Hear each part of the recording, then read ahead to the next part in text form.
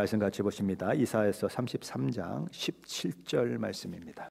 이사야서 33장 17절부터 끝절까지 말씀인데 우리 한 목소리로 같이 봉독하겠습니다. 내 눈은 왕을 그의 아름다운 가운데서 보며 광활한 땅을 눈으로 보겠고 내 마음은 두려워하던 것을 생각해 내리라. 계산하는 자가 어디 있느냐? 공세를 계량하던 자가 어디 있느냐? 망대를 계수하던 자가 어디 있느냐? 내가 강포한 백성을 보지 아니하리라. 그 백성은 방언이 어려워 내가 알아듣지 못하며 말이 이상하여 내가 깨닫지 못하는 자니라. 우리 절기의 시원성을 보라. 내 눈이 안정된 초소인 예루살렘을 보리니 그것은 옮겨지지 아니할 장막이라. 그 말뚝이 영영이 뽑히지 아니할 것이요 그 줄이 하나도 끊어지지 아니할 것이며 여호와는 거기에 위엄 중에 우리와 함께 계시리니 그곳에는 여러 강과 큰 호수가 있으나 노 젓는 배나 큰 배가 동행하지 못하리라. 대저 여호와는 우리 재판장이시요 여호와는 우리에게 율법을 세우시니요 여호와는 우리의 왕이시니 그가 우리를 구원하실 것임이라. 내 돛대 줄이 풀렸으니 돛대의 밑을 튼튼히 하지 못하였고 돛을 달지 못하였느니라. 때가 되면 많은 재물을 탈취하여 나누리니 저는 자도 그 재물을 취할 것이며 그 거주민은 내가 병들었노라 하지 아니할 것이라. 거기에 사는 백성이 사죄함을 받으리라. 아멘.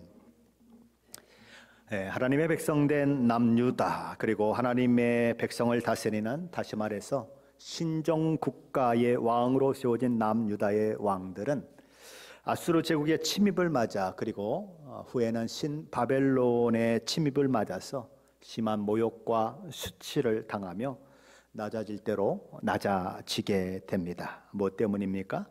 그때 하나님을 마음에 두기를 거부하고 하나님 대신에 온갖 세상 신들을 섬겼기 때문이요, 또한 하나님의 말씀을 따라 거룩한 백성으로 살아야 할 그들이 오히려 죄악이 넘쳐나서 어린아이로부터 어른에 이르기까지 다 전멸당할 수밖에 없었던 가나안 원주민들의 죄악을 능가할 만큼 죄인된 삶을 살았기 때문입니다. 그래서 망하는 것입니다. 세상적으로 보면 완전히 나라를 잃어버리고 망하는 것이지요.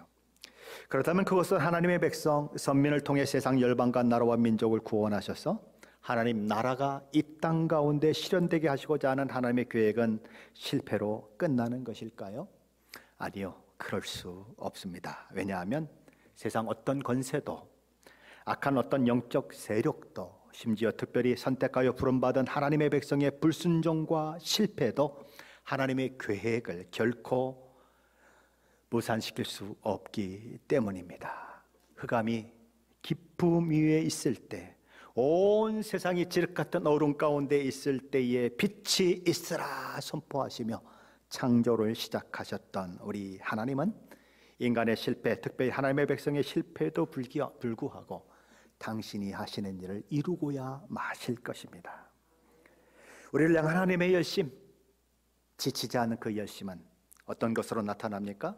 구원자 예수 그리스도 메시아를 이 땅에 보내는 것으로 나타납니다. 사도 요한은 그 사실을 이렇게 표현해내고 있습니다. 요한복음 1장 1절로 4절이죠. 태초에 말씀이 계시니라. 이 말씀이 하나님과 함께 계셨으니 이 말씀은 곧 하나님이시니라. 그가 태초에 하나님과 함께 계셨고 만물이 그로 말미암아 지은 바 되었으니 지은 것이 하나도 그가 없이는 된 것이 없느니라. 그 안에 생명이 있었으니 이 생명은 사람들의 빛이라. 그리고 12절 13절이죠. 영접하는 자 곧 그 이름을 믿는 자들에게는 하나님의 자녀가 되는 권세를 주셨으니 이는 혈통으로나 육정으로나 사람의 뜻으로 나지 아니하고 오직 하나님께로부터 난 자들이니라. 하나님께서 죄와 허물로 죽은 죄인들을 우리 주 예수 그리스도의 십자가 죽음과 부활로 새 생명을 얻게 하시기로 작정하셨습니다. 죄인들의 모든 죄를 아들 되시는 우리 주 예수 그리스도께서 짊어지시고 십자가에 죽으심으로 죄인들의 죄를 용서하고 그들을 의롭다 칭함받도록 하시기로 작정하셨습니다. 그리고 자신이 죄인임을 깨닫고 우리 주 예수 그리스도의 십자가 은혜를 의지하는 자는 그 은혜, 그 복된 영광을 누릴 수 있도록 하셨습니다. 바로 그것이 우리에게 열린, 인류에게 열린 구원의 길입니다. 이제는 율법 외에 하나님의 의인 우리 주 예수 그리스도로 말미암아 주어지는 구원에 이르는 길이, 그래서 누구에게나 활짝 열려 있는 것이지요. 그 일을 이루시기 위해서 이 땅에 오신 우리 주님의 삶은 그러기에 그야말로 고난받는 메시아의 삶이었습니다. 하지만 우리 주님은 온 우주 만물의 왕으로, 온 우주 만물의 심판주로 다시 오실 것입니다. 그분이 오시면 그분의 통치가 궁극적으로 온 세상 가운데 이루어지게 될 것이죠. 오늘 보면 10절 말씀은 그것을 얘기하고 있습니다. 17절 한번 같이 볼까요? 내 눈은 그의 아름다운 가운데서 보며 강활한 땅을로 눈으로 보겠고. 메시지 성경 이렇게 번역을 했습니다. 오, 내가 왕을 뵙게 되리라. 그 장엄한 모습을 보게 되리라. 드넓은 영토를 조망하리라. 믿음으로 구원받아 하나님의 자녀요 하나님의 나라의 백성된 저와 여러분은 그날 온 세상의 왕으로 오시는 주님을 뵙게 될 것입니다. 그분의 화려함, 그분의 영광, 그분의 엄청난 위엄과 찬란한 모습을 바라보며 우리는 감탄사를 연발하게 될 거예요. 우리를 위해 생명을 십자가에 내어주신 그분을 직접 뵈는 그 순간에 우리는 최고의 행복, 최고의 희열, 최고의 만족을 얻게 될 것입니다. 그리고 우리 온몸으로 감격하면서 그분을 맞게 될 것이고, 그분을 배울 때 주체할 수 없는 눈물을 흘리게 될 것입니다. 오, 내가 왕을 뵙게 되리라. 그 장엄한 모습을 보게 되리라. 드넓은 영토를 조망하리라. 그날 우리는 우리 주님의 모든 열방과 나라와 민족을 다스리는 것을 보게 될 것입니다. 온 나라와 열방과 민족이 그분 안에 있게 되는 것을 보게 될 것입니다. 물이 바다 덮음같이 여호와를 아는 지식이 온 세상에 충만하게 되는 것을 보게 될 것입니다. 그날에 누릴 기쁨의 환호, 그날에 있을 그 감격과 충만함을 요한계시록 성경은 이렇게 기록하고 있죠. 이후에 내가 보니 각 나라와 족속과 백성과 방언에서 아무도 셀 수 없는 큰 무리가 나와 흰옷을 입고 손에 종려가지를 들고 보좌업과 어린 양 앞에 서서 큰 소리로 외쳐 이르되 구원하심이 보좌에 앉으신 우리 하나님과 어린 양께 있도다. 종려가지를 들었다고 하는 것은 승리했다는 것입니다. 최후 승리가 그들에게 주어졌다는 거예요. 모든 눈물, 모든 한숨, 모든 고통, 모든 아픔, 모든 소름을 다 사라지게 만들어주시고 오직 기쁨과 환희만이 영원토록 계속되는 하나님 나라에 들어가는 놀라운 은혜를 그들에게 허락하시는 그날, 그들은 승리의 외침을 외치게 될 것이지요. 이 땅에서의 죄와의 싸움은 더 이상 없을 것입니다. 죄에 넘어져 깨어지고 자빠지는 경우도 없을 것입니다. 그래서 자기를 자책하는 일도 없을 거예요. 사탄의 집요한 유혹과 넘어뜨리는 법으로부터도 자유롭게 될 것입니다. 왜냐하면 사탄도 적그리스도도 거짓 선지자도 그들을 지배하는 세상의 모든 대적자들도 이미 다 지옥불에 떨어져 있을 것이기 때문이죠. 오늘 18절 말씀은 그 사실에 대해서 이야기를 하고 있습니다. 한번 같이 읽어볼까요? 18절 말씀입니다. 같이 읽습니다. 내 마음은 두려워하던 것을 생각해내리라. 계산하는 자가 어디 있느냐? 공세를 계량하던 자가 어디 있느냐? 망대를 계수하던 자가 어디 있느냐? 여기 내 마음을 두려워하던 것을 생각해내리라 라는 말씀은 인생을 살아가며 만났던 수많은 일들, 고통과 아픔, 억눌림 속에서 두려워했던 모든 일들을 회상하게 된다라는 것입니다. 모든 경기가 다 끝났습니다. 그리고 금메달을 목에 걸고 시상대 앞에 설 때에 선수들은 웁니다. 왜 울까요? 금메달을 따서 울까요? 금메달을 따면 상금을 많이 받아서 울까요? 아니요. 지난 날이 주마등처럼 스쳐 지나가는 것입니다. 여기까지 오는데 내가 얼마나 힘들었는지를 거기서 느끼는 거죠. 과거의 삶, 현재의 금메달, 그 사이에서 말할 수 없는 기쁨을 누리면서도 눈물이 하염없이 흐르는 것입니다. 보통 우리가 어려운 상황에 처해 있을 때, 특히 탈출구가 없어 보일 때 시간이 멈춰 선 것처럼 보입니다. 그러나 시간은 흘러가고 우리는 어느새 놀라워하며 끝이 없이 보였던 것을 되돌아보는 자신의 모습을 발견하게 되는 것입니다. 그러기에 그는 외치는 것이지요. 기쁨의 감격을 가지고 외치는 것입니다. 뭐라고 외칩니까? 첫 번째로 그는 계산하는 자가 어디 있느냐라고 외칩니다. 두 번째로 그는 공세를 계량하던 자가 어디 있느냐라고 외칩니다. 세 번째로 그는 망대를 계수하던 자가 어디 있느냐라고 외칩니다. 메시지 성경은 이렇게 번역을 했습니다. 우리에게 형을 선고하고 재산을 몰수하던 그 아시리아의 조사관은 지금 어떻게 되었지? 우리에게 세금을 부과하던 그 자는, 그 사기꾼 환전상은 어떻게 되었지? 다 과거의 일이 되었다는 것입니다. 그토록 나를 힘들게 했던 아수르 제국, 오늘날로 말하면 또 다른 것들, 많은 것들이 있지만 그들의 모습이 보이지 않는다는 거죠. 그들은 이미 다 하나님의 심판 아래 멸망해 버리고 어디 있지? 찾아도 찾을 수 없는 그런 일들이 일어난다라는 거죠. 그들은 어떻게 되었을까요? 19절 말씀을 함께 보겠습니다. 19절입니다. 내가 강포한 백성을 보지 아니하리라. 그 백성은 방언이 어려워 내가 알아듣지 못하며 말이 이상하여 내가 깨닫지 못하는 자니라. 메시지 성경으로 다시 읽어보면 이렇습니다. 사라졌다. 눈앞에서 영원히 그들의 오만 이제 바닥에 남은 빛바랜 오물 자국일 뿐이다. 이제 더 이상 알 수 없는 외국어를 들으며 살 필요가 없다. 알 수 없는 소리를 더 이상 들을 필요가 없다. 마치 일제시대에 일본 사람들이 나라를 합병하고 나서 일본 말로 막 얘기하면 알아듣지 못해서 힘들었던 그 시절이 있었죠. 나중에 일본어를 배우고 그래서 조금 알아듣긴 하지만 처음엔 그게 안 되는 것입니다. 이 아수르의 침략을 받았던 남유다도 그랬던 거죠. 그런데 그들이 다 어떻게 됐다고요? 없다라는 것이죠. 다 사라졌다 그런 거죠. 우리가 부르는 찬양 중에 이런 찬양이 있습니다. 보라 너희는 두려워 말고 라고 하는 찬양이죠. 보라 너희는 두려워 말고, 보라 너희를 인도한 나를 보라. 너희는 지치지 말고 보라 너희를 구원한 나를. 너희를 치던 적은 어디 있느냐? 너희를 억누르던 원수는 어디 있느냐?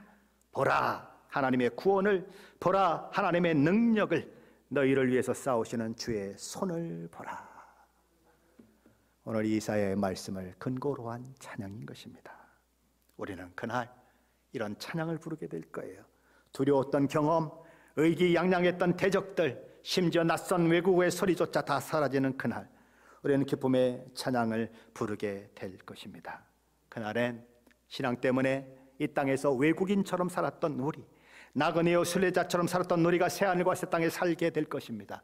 영원히 우리를 구원하신 하나님, 우리를 위해 아들까지 내어주신 사랑의 하나님과 함께 살게 될 것입니다. 우리의 고향, 우리의 본향에서 영원 무궁토록 영생을 누리며 살게 될 것입니다. 그것은 우리의 믿음의 선배들이 고대하고 또 고대했던 것입니다. 그들은 다 믿음을 따라 죽었습니다. 그들은 멀리서 이 종국적인 구원의 완성을 바라보며 살다가 죽었습니다. 이 땅에서 외교인과 나그네의 삶을 살면서 본향을 바라보다가 죽었습니다. 그들에게도 우리에게도 그날이 온다라는 거죠.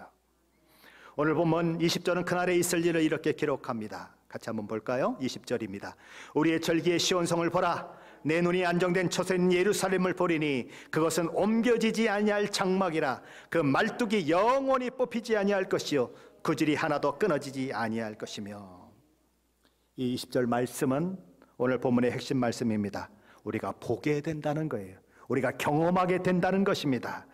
뭘 경험합니까? 첫 번째로 우리의 절기의 시온성을 보라라고 말합니다. 절기가 어떤 절기입니까? 하나님께 예배하러 와서 기쁨과 환희의 환호성을 지르며 하나님을 높이는 것이 절기예요. 절기의 특징은 기쁨입니다. 그걸 보게 된다라는 거죠.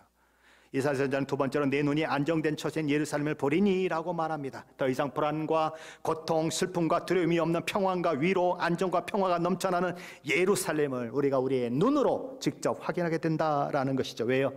그들을 불안케 만드는 모든 요인들이 다 사라졌기 때문이죠. 이사야 선지자는 세 번째로 그것은 옮겨지지 아니할 장막이라라고 얘기합니다. 그 말뚝이 영원히 뽑히지 아니할 것이고 그 줄이 하나도 끊어지지 아니할 것이다라고 말합니다. 장막이라는 건 뭐입니까? 옮겨 다니는 것이 특징이에요. 그러나 더 이상 옮길 필요가 없다. 낡아지는 일도 없고 끈이 끊어지는 일도 없고 장막에 줄을 붙들어 매는 말뚝이 뽑히는 일도 없다. 나그네의 삶은 끝난다. 피난민의 삶도 끝난다. 믿음 때문에 박해와 환난 가운데 처해져 이리저리 떠돌던 삶도 끝난다. 믿음을 지키기 위해서 고민했던 모든 일들, 믿음을 지키기 위해서 어떻게 살아야 하는가 고민했던 모든 일들도 다 끝난다. 그러다면 그 대신 그들 가운데 영원히 함께 있게 되는 것은 무엇일까요? 오늘 보면 21절 상반절이 이렇게 말씀합니다. 여호와는 거기에 위엄 중에 우리와 함께 계시리니. 여호와께서 거기가 어디입니까? 예루살렘에 위엄 중에 영광스러운 중에 어떻게 한다고요? 우리와 함께 계시리니입니다. 근데 여기 우리와 함께라고 하는 히브리어는 나누라고 하는 말입니다. 나는 전치사인데 무엇을 위하여라는 뜻을 가지고 있고 누는 우리를 이라는 뜻을 가지고 있습니다. 그러므로 우리와 함께라는 해석보다는 우리를 위하여라고 번역하는 것이 더 좋습니다. 그러므로 이 말은 여호와는 거기에 영광스러운 중에 우리를 위하여 거기에 계시리니 이렇게 되는 것입니다. 그 하나님이 영광스러운 중에 우리를 위해 거기에 계시면 어떻게 됩니까? 22절 하반절에 이렇게 말씀합니다. 그곳에는 여러 강과 큰 호수가 있으나 노젓는 배나 큰 배가 통행하지 못하리라. 여기 여러 강과 큰 호수라고 하는 말이 나옵니다. 여러 강은 아무 문제가 없습니다. 그러나 이 호수라고 하는 말은 사실은 강을 말합니다. 큰 강이라고 번역을 해야 더 자연스럽습니다. 애굽의 나일강을 말할 때에도 이 말이 사용되었습니다. 혹은 메소포타미아 지역의 티그리스 강을 가리킬 때에도 사용이 되는 단어가 바로 이 호수라고 하는 단어입니다. 그러니까 앞에는 그냥 여러 강들이고 뒤에는 아주 큰, 아주 폭이 넓은 강을 이야기하고 있는 것입니다. 그곳에는 예루살렘에는 여러 강들과 큰 폭의 강들이 있으나 노젓는 배나 큰 배가 통행하지 못하리라, 그런 말인 것입니다. 통행하지 못한다는 말은 넘어오지 못한다는 말입니다. 왜요? 전능하신 하나님이 이스라엘을 위하여 위엄 가운데 영광 가운데 그곳에 어디에? 예루살렘에 계시기 때문이다 라는 거죠. 초점은 두 가지예요. 첫째는 높은 곳에 세워진 예루살렘, 거기에는 물도 없습니다. 강도 없습니다. 더군다나 넓은 강은 아예 없습니다. 그래서 높은 고지에 세워져 있기 때문에 천연적인 요새를 가지고 있지만 그냥 에워싸고만 있으면 굶어 죽는 그런 상황이 만들어집니다. 그런데 거기가 어떤 모습으로 변할 것인가? 강들이 흐르고 큰 폭의 강이 흐르는, 그래서 마치 예루살렘 성을 삥 둘러서 강들이 흐르고 큰 폭의 강이 흘러서 다른 나라의 적군들이 쳐들어올 때 그 물 때문에 공격하기가 어려운 상황을 만나게 될 것이다. 둘째는 이런 의미가 있습니다. 니느웨도 넓은 강이 니느웨 성을 둘러싸고 있었습니다. 바벨론 도성도 넓은 강이 그 주위를 둘러싸고 있었습니다. 천연적인 요새고 천연적인 해자라 그러죠. 이 적을 막아설 수 있는 그런 모습을 가지고 있는 것입니다. 그런데 니느웨도 망하고 바벨론도 망하는 것입니다. 어떻게 망합니까? 배를 타고 오면 되는 거예요. 큰 배를 타고 오고 거기에 군사를 타고 와서 공격하면 무너지는 것입니다. 그런데 오늘 하나님 뭐라고 말씀하십니까? 노를 젓는 배도 큰 배도 거기에는 통행하지 못하리라 라고 얘기합니다. 왜요? 하나님이 친히 그들의 보호자가 되시고 그들을 지키는 자가 되셔서 지켜주시기 때문이다. 하나님 뭘 말씀하고 계신 걸까요? 하나님이 하나님의 백성들을 향한 보호와 인도하심은 이중적인 것이다. 천연적인 해자를 만들어서 천연적인 그런 강들과 큰 폭의 강을 만들어서 감히 육군들이 그렇죠 쳐들어오지 못하게 만들 뿐만 아니라 해군이 온다고 해도 하나님이 지켜서 다 물리치실 것이다. 그러니 뭐라고요? 염려할 게 없다. 마치 에스겔서 47장에서 성전에서 물이 흘러나와서, 그렇죠? 무릎에 차고 허리에 차고 가슴에 차고 나중에 헤엄칠 만한 그런 것이 되는 것처럼 물이 가득해서 감히 쳐들어올 흉내도 못 내는 그런 일들이 있을 뿐만 아니라 하나님이 지키고 계셔서 배도 못 오게 만들어 놓으니까 안전하다, 평안하다, 그 얘기를 하는 것입니다. 하나님이 그렇게 하나님의 백성들을 지키실 것이다 라는 거죠. 시편 46편 4절 5절은 이렇게 말씀합니다. 한 시내가 있어 나뉘어 흘러 하나님의 성 곧 지존하신 이의 성소를 기쁘게 하도다. 하나님이 그 성 중에 계심에 성이 흔들리지 아니할 것이라. 새벽에 하나님이 도우시리로다. 이 말씀 그대로 하나님의 보호와 인도하심이 있다라는 거죠.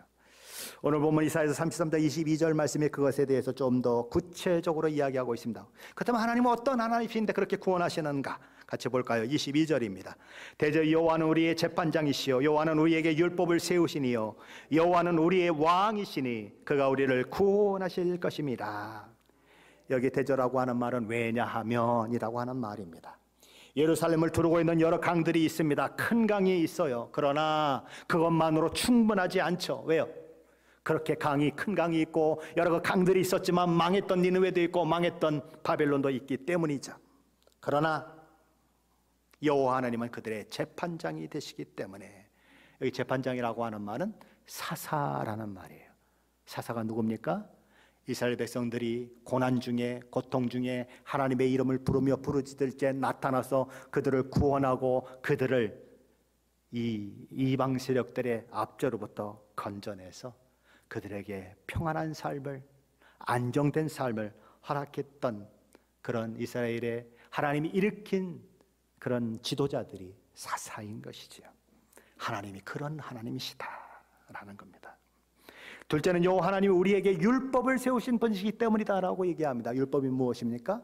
하나님의 백성과 하나님과의 약속, 그것이 맺어진 것이 율법인 것입니다. 하나님은 이스라엘 백성과 맺은 언약을 성실히 지켜내시는 분이시다.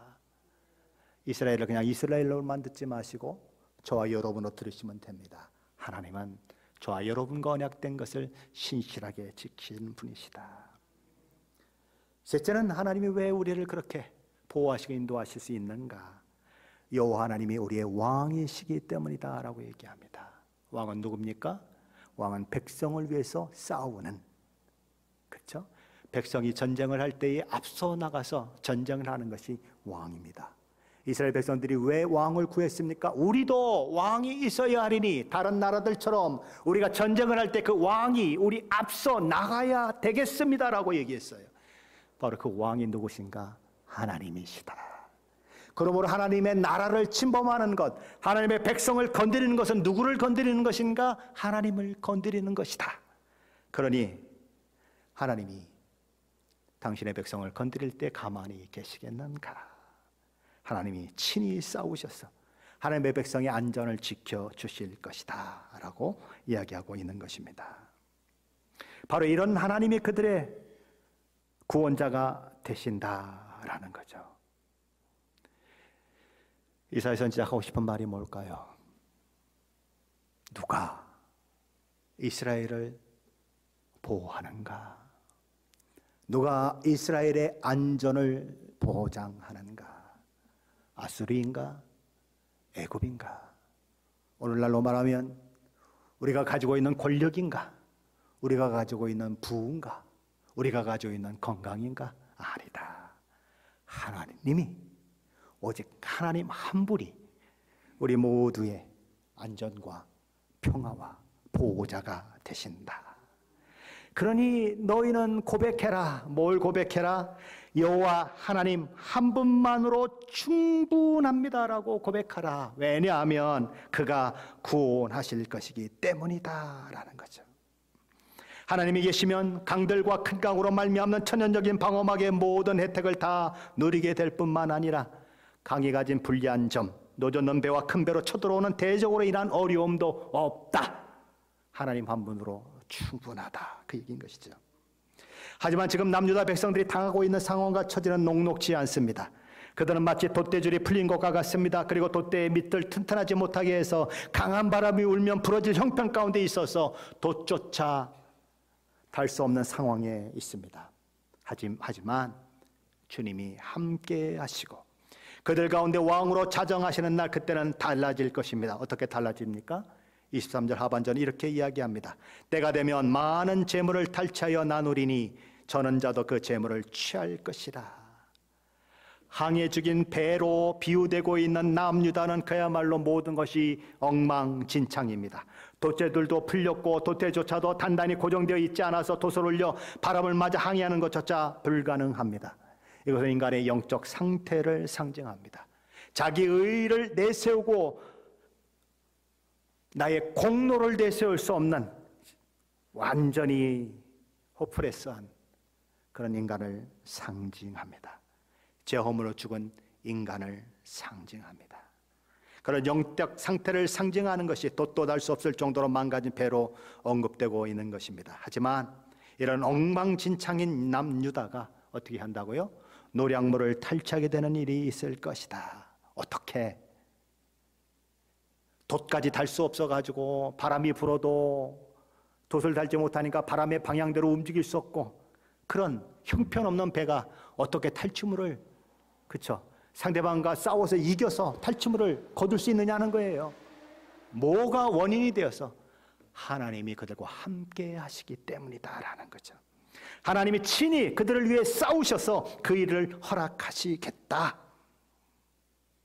그래서 얼마나 탈취물이 넘쳐나는지, 전쟁에 참가하지 못했던 다리 저는 자까지도 그 탈취물을 나누는 일들이 있을 것이다. 우리의 공로가 아니라, 우리의 의가 아니라 하나님이 모든 구원의 것들을 다 만들어 놓으시고 우리가 믿을 때에 그것을 다 허락하셔서 누리게 하시는 그 일들을 우리에게 주실 것이다. 그 얘기를 하는 것입니다. 24절은 뭐라고 얘기합니까? 한번 보시죠. 24절입니다. 그 거주민은 내가 병들었노라 하지 아니할 것이라. 거기에 사는 백성이 사죄함을 받으리라. 여기에 두 가지 질병이 언급되고 있습니다. 하나는 육체를 죽음으로 내모는 질병입니다. 그리고 다른 하나는 인간을 영원한 지옥 형벌 가운데 쳐넣는 둘째 사망으로 내모는 영적 질병인 죄의 질병입니다. 그러나 그날 주님이 오시는 그날, 새 하늘과 새 땅이 완성되는 날, 이런 첫째 사망과 둘째 사망을 가져오는 모든 원인들이 제거된다라는 것이죠. 우리 주 예수 그리스도로 말미암아 주어진 영광된 우리의 미래인 것입니다. 요한계시록 22장 2절 4절 말씀은 주님 다시 오셔서 이 땅을 회복하시는 날, 이 땅을 심판하시고 새하늘과 새 땅이 이루어지는 날에 있을 일을 이렇게 기록합니다. 또 내가 보며 거룩한 성 새 예루살렘이 하나님께로부터 하늘에서 내려오니 그 준비한 것이 신부가 남편을 위하여 단장한 것 같더라. 내가 들으니 보좌에서 큰 음성이 나서 이르되 보라, 하나님의 장막이 사람들과 함께 있음에 하나님이 그들과 함께 계시리니 그들은 하나님의 백성이 되고 하나님이 친히 그들과 함께 계셔서 모든 눈물을 그 눈에서 닦아 주시리니 다시는 사망이 없고 애탕 오는 것이나 곡하는 것이나 아픈 것이 다시 있지 아니하리니 처음 것들이 다 지나갔음이로라. 이 모든 일들이 무엇으로 말미암아 일어납니까? 우리를 위하여 영광 중에 우리 중에 계시는 하나님으로 말미암아 이루어집니다. 독생자 아들을 보내셔서 십자가에 죽게 하심으로 우리를 구원하시기를 기뻐하신 하나님으로 말미암아 되어집니다. 이 사실은 머지않은 미래에 최종적이고 완전하게 우리에게 주어질 은혜인 것입니다. 그럼 오늘은 어떨까요? 오늘 이 시대를 살아가는 저와 여러분은 그런 은혜를 맛볼 수 있을까요? 오늘 성경은 맛볼 수 있다라고 얘기하는 것입니다. 어떻게 해요? 주님의 나와 함께 하심을 알고 주님의 임재 가운데 살아갈 때 저와 여러분의 이런 놀라운 은혜와 복을 누릴 수 있다라는 것입니다. 우리의 노력을 안 될 때, 우리의 힘으로 안 될 때, 그때야말로 하나님을 바라보아야 할 때죠. 하나님은 절망과 실패 가운데 하나님을 부르고 도움을 구하는 자들을 위해 오늘도 역사하시는 하나님이십니다. 그러므로 우리의 가정에서 일어나는 수많은 일들 속에서 우리가 간구하며 바라보아야 할 분은 오직 하나님 한 분뿐이에요. 우리가 직장 생활할 때 비즈니스 환경 가운데 일어나는 수많은 일들 속에서도 우리가 바라보아야 하고 도움을 구해야 하는 분은 오직 하나님 한 분뿐이에요. 질병으로 인해 죽을 것 같을 때, 눈물과 한숨 이외에는 더 이상 할 일이 없는 것 같을 때, 왠지 모든 것이 귀찮아지고 모든 것을 놓아버리고 싶을 때 하나님의 임재를 우리는 구해야 하는 것입니다. 하나님을 찾고 또 찾아야 하는 것입니다. 하나님의 도우심을 구해야 하는 것이죠. 하나님 이 상황, 이 처지 가운데 개입해 주십시오. 간구해야 하는 것이죠. 하나님은 어떤 하나님이십니까? 도저히 풀린 배들, 돛을 달아야 하는 돛도 지탱할 수 없을 만큼 그렇게 형편없는 배조차도 그거를 통해서 탈취물을 나누게 하시는 분이십니다. 하나님은 나의 절망을 소망으로 바꾸시는 분, 나의 실패를 성공으로 바꾸시는 분, 나의 연약함을 강한 하나님의 능력으로 채우시는 분, 나의 눈물과 한숨을 기쁨과 찬송으로 바꾸시는 분이십니다. 독일의 신학자의 목사인 보네포의 시를 가지고 작성한 찬양 중에 주 선한 능력으로 가는 찬양이 있습니다. 주 선한 능력으로 안으시네, 그 크신 발로 붙드시네, 절망 속에도 흔들리지 않고 사랑하는 주 얼굴 구하리, 선한 능력으로 일어서리 주만 의지하리, 믿음으로 우리 고대 안에 주 오실 그날 영광의 새날을 맞이하리. 이전에 괴로움 날 에워싸고 고난의 길을 걷는다 해도 주님께 모두 맡긴 우리 영혼 끝내 승리의 날을 맞으리. 선한 능력으로 일어서리 주만 의지하리, 믿음으로 우리 고대 안에 주 오실 그날 영광의 새날을 맞이하리. 저와 여러분의 고백이 이 본 회포의 고백이 되기를 소원합니다. 어려움과 역경이 있을 때에 하나님을 바라보십시오. 궁극적이고 최종적인 구원을 주실 하나님을 바라보며 오늘의 현실 가운데서도 역사하시며 우리의 삶을 이끌어 가시기를 기뻐하신 그 하나님을 바라보시고 저와 여러분이 당한 모든 환경과 처지 속에서 하나님이 주신 평안과 기쁨, 은혜를 누리시는 그런 저와 여러분 되시기를 예수님의 이름으로 간절히 축원합니다.